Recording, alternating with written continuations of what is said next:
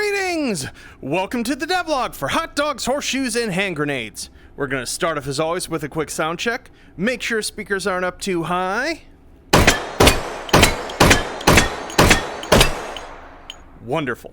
So what have we got for you this week? Well, I have been just cranking away at the item spawner, but before I talk about that, because that's not very fun to look at visually, I thought I would show you a new target that I have remastered and that will be going into the item spawner that I am super happy with. That's right, we have a new version of our destructible, explodable watermelon.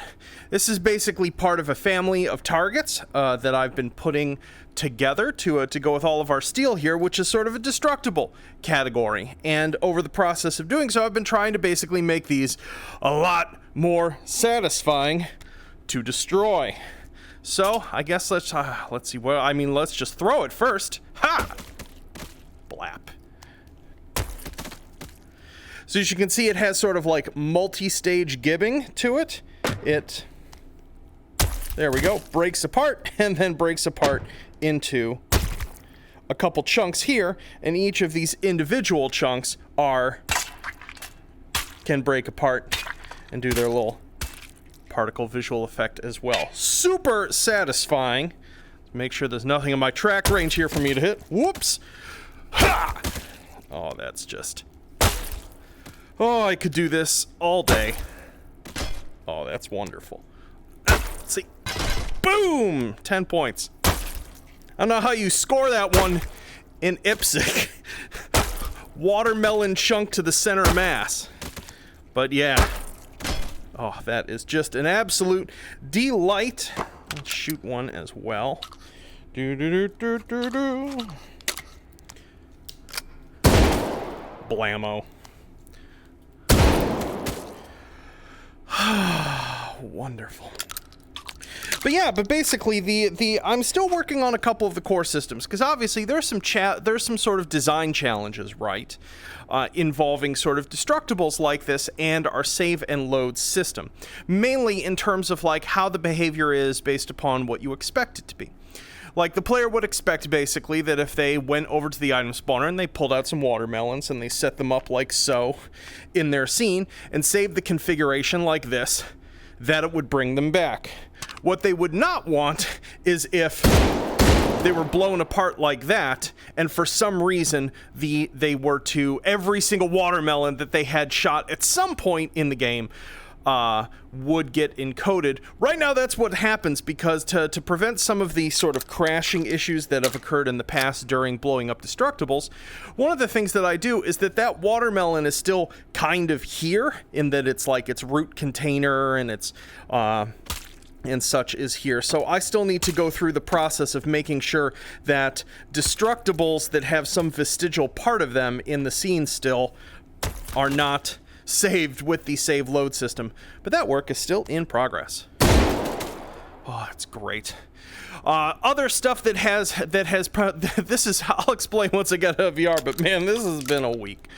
But the big thing here that I want to talk about from a functionality standpoint that's now in here is for scene configs. You'll see down here that there's this new scene default, which is currently set to none. But one of the things, let me just scan this here, T1, save to file. So once we actually have a scene config that has been saved with a bunch of stuff, you'll notice there's this new button down here set as scene default. It's saying right now that it's using the built-in scene default, which is what I'm going to ship with, you know, every scene once it gets the new item spawner in it.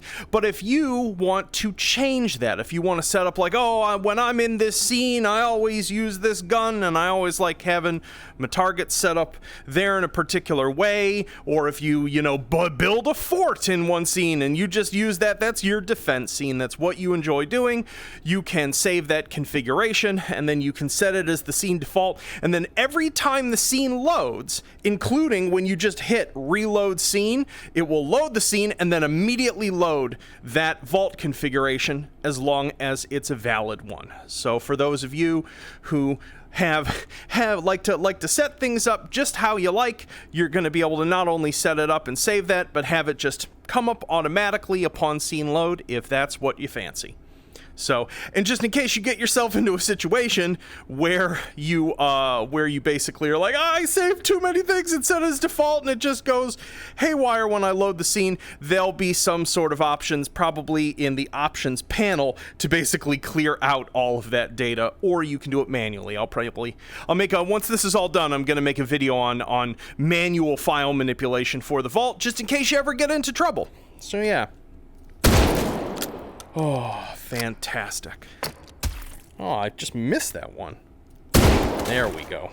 I always forget when you open and shut it cocks both hammers again, so you end up firing an empty chamber. Blammo. Cool, well, let's jump out of VR, and I will talk to you a little bit about the hell that I went through this week with this functionality here. Yo! So yeah, we're out of VR. So what has this week mainly been about? Clearly, I did not spend a week making a watermelon.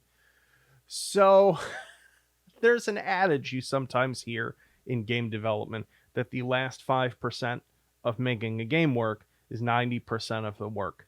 And this isn't homogeneously distributed. It's not to say that every single thing that you work on in a game has that sort of effort distribution.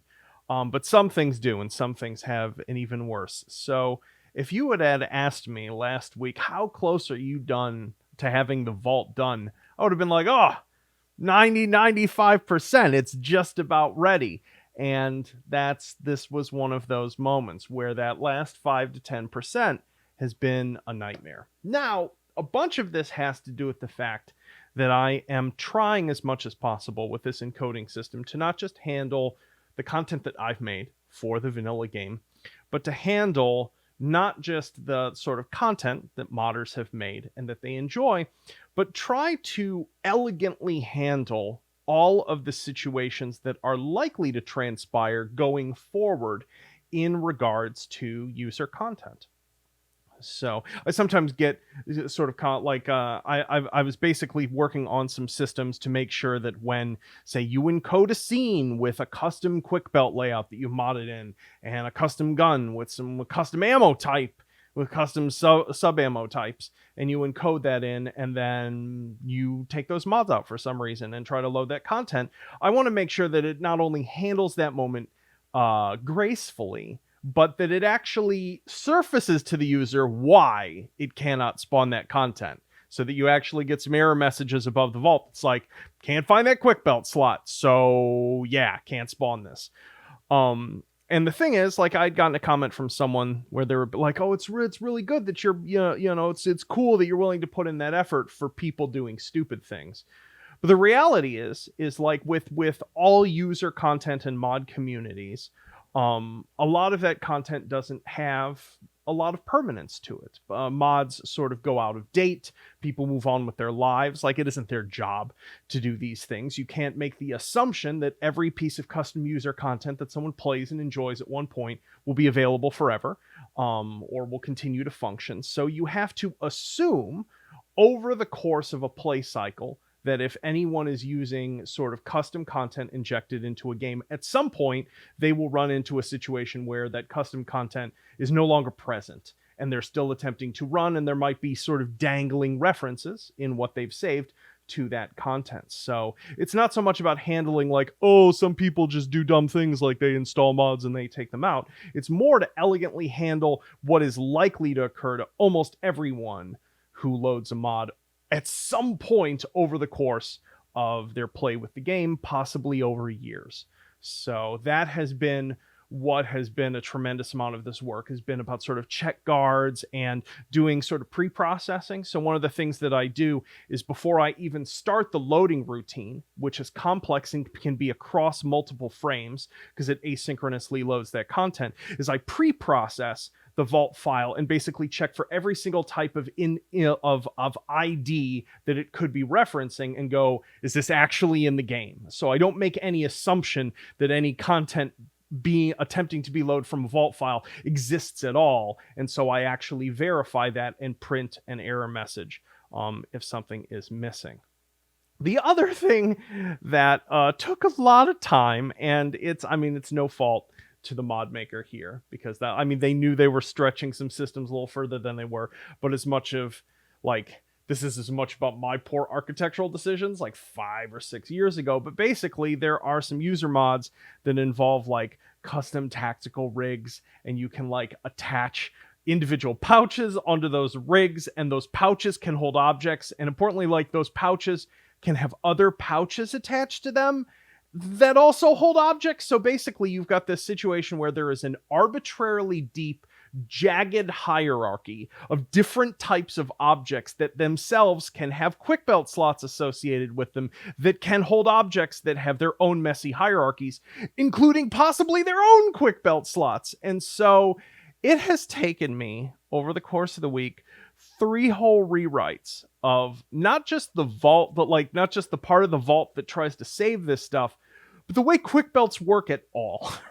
To be able to differentiate like a native internal quick belt slot that goes on the player that is always part of a spawn configuration, and a quick belt slot that's like out in the wild, and it might be on an object sitting on a table over there, or it might be like on an attachment on an object in another quick belt slot on a rig that the player is wearing.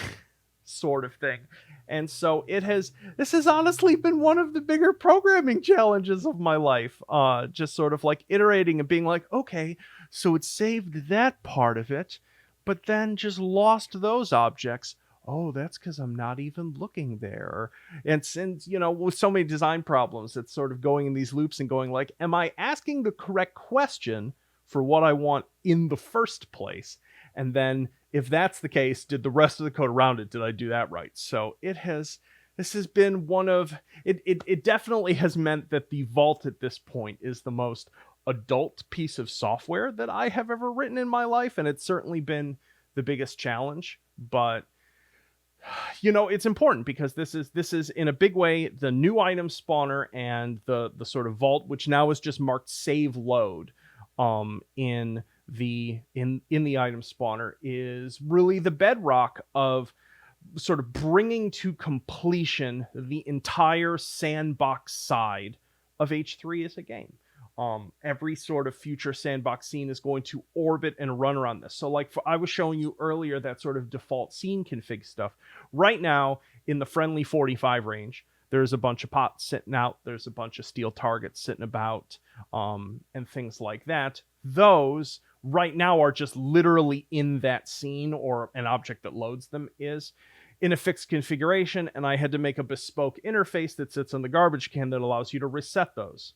Once I bring the new item spawner into that scene, those will be literally just an internal vault configuration that I'll author once. I'll associate it with the scene, but you can override with your own default configuration if you want. So this whole process, and you're going to see me do this over the coming months, is basically go into a scene, go, are there any interesting targets in this scene that I've made? I'm going to polish those up, make a second rev like I'm doing with the steel, like I'm doing with the watermelons and things like that. Put those in the item spawner so they can be sort of loaded via a vault configuration.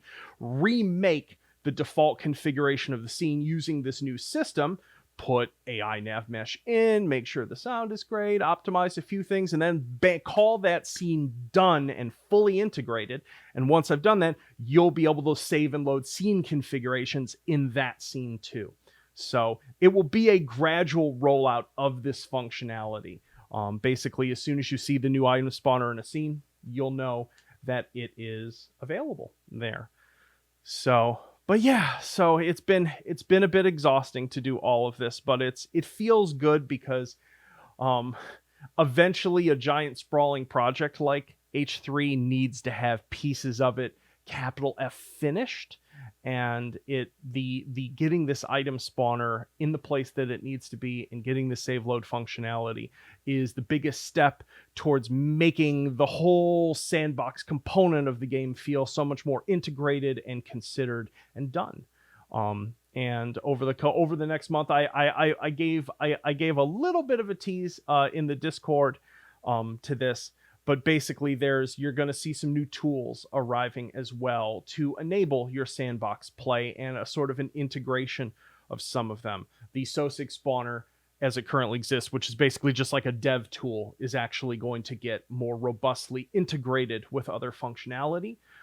That's going to be what I'm going to actually work on next once the vault is dunzos. So yeah, super excited to see how it all comes, and I hope you all enjoy playing with it. I know I don't have like an update or an alpha for you yet, but it's with the vault file format. I've got a closed testing group that is aggressively trying to break it for me, and I want to make sure that data format and my encoding and decoding is bulletproof before I put it out there. Because if it's not, you could all play with it for several weeks, and I could be like, sorry guys, I have to delete all your files. Something is fundamentally wrong with the file architecture, sort of thing. And I don't want to do that. So this is I'm hoping for either an alpha or even a main branch release next week, but I don't know. It will be how the testing goes.